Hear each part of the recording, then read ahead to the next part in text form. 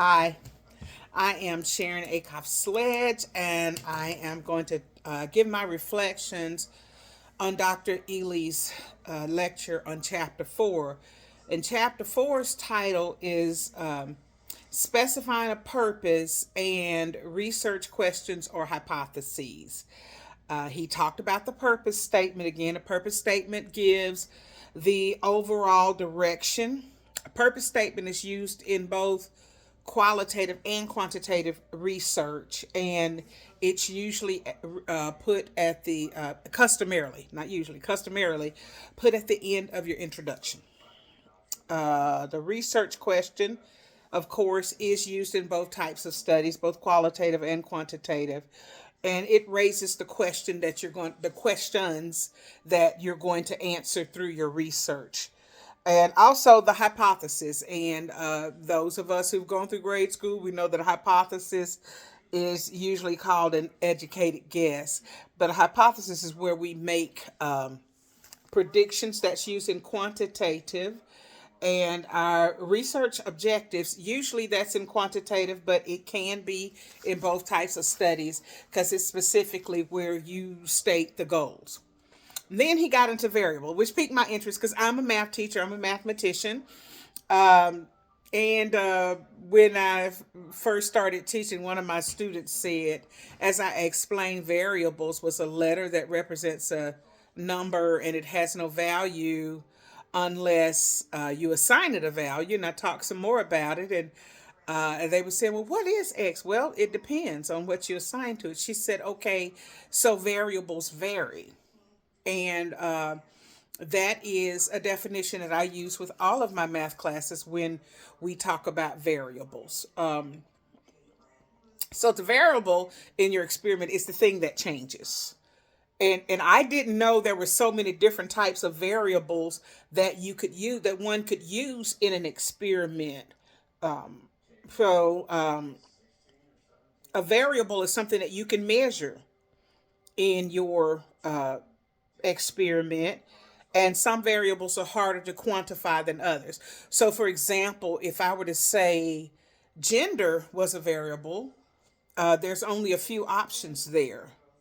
But then if I go leadership style as a variable, there may be a plethora of options. And it may be harder to quantify in a study. There may be some overlap between different styles, or some might not be clearly discernible. And then you have to really figure out how you would measure. Gender is something I would just ask somebody.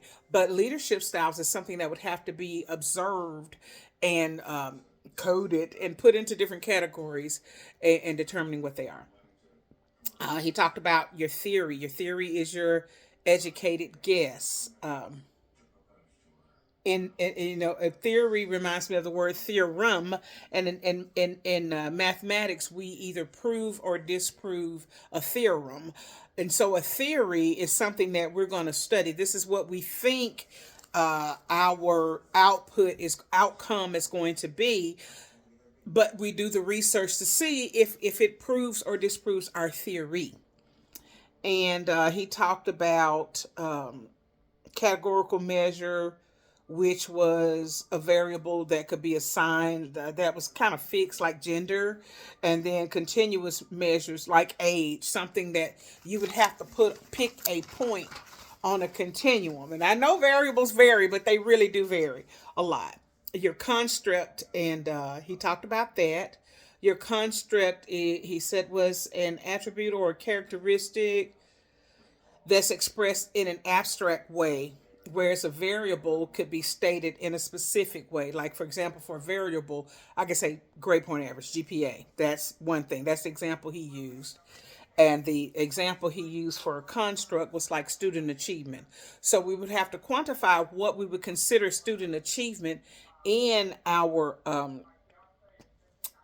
study, our research study. So that would have to be more or less, that would be more or less an abstract concept, because student achievement, that would be like the beauty is in the eye of the beholder. That would be in the opinion, no, not the opinion, but in the determination of the researcher. Let's see, talks about different variables.